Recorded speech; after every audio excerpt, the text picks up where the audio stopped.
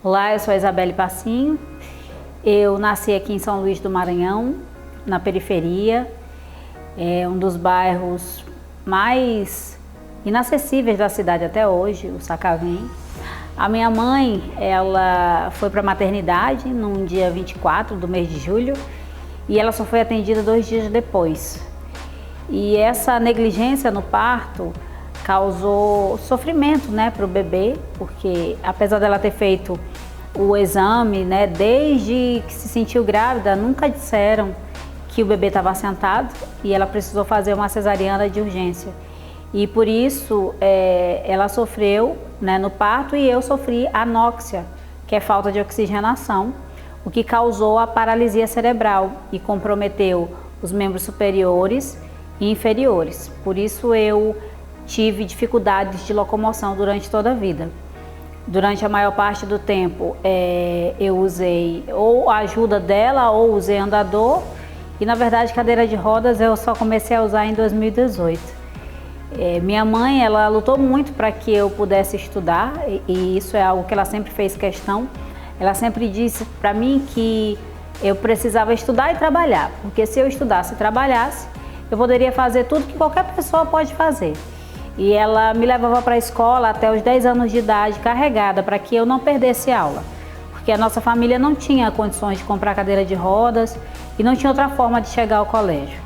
E depois desse período nós enfrentamos muitos desafios, porque aí a minha mãe já lutava para conseguir pagar algum transporte escolar para que eu pudesse estudar. E foi por conta da força dela que estudar se tornou prioridade na minha vida, e eu sempre fui muito dedicada aos livros. Com 17 anos, eu descobri que tinha talento musical por causa da igreja, né? Eu frequento a igreja evangélica desde a adolescência, e lá eu descobri, tive o primeiro contato com a música e passei a dar aula depois de algum tempo de estudo nas comunidades de baixa renda. Então eu dei aula para criança, para adolescente, em tudo quanto é canto, fazia as escolas de canto, de música, e durante muitos anos eu trabalhei exclusivamente com isso, me sustentei com música mesmo. Sou cantora, compositora, apaixonada pela música, mas eu casei com o direito. Eu entrei na faculdade de Direito já com 27 anos, porque eu já trabalhava desde os 12. Eu fiz quase tudo que tu possa imaginar na vida: bordadeira, fabricante de bijuteria, calígrafa, tudo que dá dinheiro e é lícito eu fiz para ganhar dinheiro, e aliada ao curso de canto, né, que eu ministrava. E com 27 anos eu decidi ingressar no curso superior e fui fazer Direito. Nesse período também houve muita dificuldade, a gente já morava num outro bairro, que é o Quatraque, que é o bairro que eu moro até hoje. E todos os dias a minha mãe me levava com meu pai para a faculdade, me levava, né, e me deixava dentro da sala de aula, porque eu andava com o andador e os livros muito pesados. Então, para eu não carregar o livro, ela levava e me deixava dentro da sala. Muitas vezes eu tive que passar o dia na universidade, porque meu pai só voltava para casa à noite. E aí não tinha como, numa cidade como a nossa, uma pessoa de andador pegar ônibus para voltar para casa. E isso era muito difícil. Então a minha mãe fazia lá meu lanchinho, deixava lá, e às vezes eu não contava para ela, ela me dava o dinheiro, e eu não contava para ela que eu pegava esse dinheiro e guardava para comprar livro. E aí então o que eu fazia? Eu repartia o sanduíche no meio, comia um pedaço de manhã e outro pedaço de tarde, para que eu tivesse aquele dinheiro guardado para poder comprar livro, né? Comprar livro.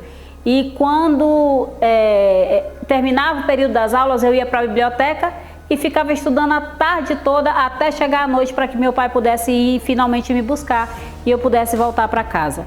E mesmo diante desses desafios, eu, graças a Deus, me dei muito bem com o direito, né? Eu gosto muito de falar, sou meio briguenta, né? Não gosto de ver as coisas erradas, fora do lugar. E aí o direito me trouxe novas oportunidades. Eu me tornei advogada. E na faculdade eu passei a pesquisar sobre acessibilidade como direito fundamental das pessoas com deficiência. Foi lá que eu percebi o quanto o nosso povo sofre por invisibilidade, e apesar de que nós somos 1/4 da população brasileira, a gente não é respeitado nem visto. Parece até que a gente nem existe, na verdade. Eu às vezes fico olhando assim os discursos dos políticos e me causa um incômodo, um desconforto, porque aqui ou acolá você vê alguém falando de inclusão, mas na verdade você não percebe efetivamente que existe a inclusão dentro dos programas, das políticas públicas. Tudo isso é muito ainda tímido e a nossa população vive sendo excluída. E foi a advocacia que me trouxe essa realidade. Eu saí, depois que eu me formei, eu saí processando todo mundo que não cumpria a acessibilidade. Ah, não tem calçada, não tá certo, processa. Ah, violou um direito de uma pessoa com deficiência, processa. Só que aí chegou um período em que eu percebi que processar todo mundo não adiantava, não resolvia. Eu precisava processar, mas eu também tinha que ir conversar com o secretário de saúde sobre o hospital que não estava oferecendo o mamógrafo acessível para mulher com deficiência. Eu tinha que conversar lá na Secretaria Municipal de Saúde por que a fila de cadeira de rodas demorava 5 anos. Tem gente que morre e não consegue receber a cadeira de rodas. E tudo isso me trouxe essa realidade de que, na verdade, a política, ela é tudo na nossa vida. A política está em tudo, mesmo que a gente não goste de política. Ela está na educação, ela está no lazer, ela está no esporte, ela está no acesso à saúde. Tudo que você possa imaginar tem política envolvida. E eu percebi que eu não me sinto representada, porque na Assembleia Legislativa não tem quem me represente, na Câmara de Vereadores não tem quem me represente. No Congresso Nacional nós temos hoje uma única senadora, que é pessoa com deficiência no Senado Federal. E isso depois de muitos anos e que também vem de uma realidade diferente, de uma família que tem um pouco mais de condição. Mas gente como nós, que já bota o pé para fora de casa, ou a roda, né? Tendo algum tipo de direito violado, a gente não tem essa oportunidade.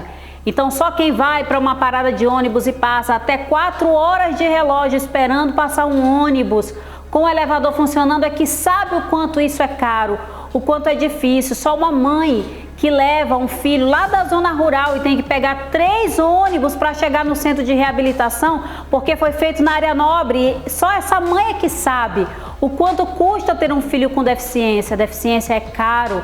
Mas o Brasil não se responsabiliza por isso. O Estado brasileiro, de maneira geral, faz muito pouca coisa. Então eu percebi que era necessário, e eu entrei na política por isso, porque eu preciso me sentir representada, porque o meu povo precisa de um representante legítimo e porque enquanto não for um de nós, nada vai mudar. A gente precisa estar presente, até porque o lema que preconiza a nossa luta é esse: nada sobre nós sem nós. A gente precisa olhar e enxergar as pessoas com deficiência para além desses momentos políticos, para além do discurso bonito. A inclusão precisa sair do discurso, precisa sair apenas da fala e entrar na política pública e estar presente efetivamente nas leis. E para isso não tem outra coisa que não seja eleger candidatas e candidatos que sejam como nós. Eu me represento, eu represento um povo, represento a força da mulher maranhense, das mulheres com deficiência e estou na política porque sei que posso fazer a diferença.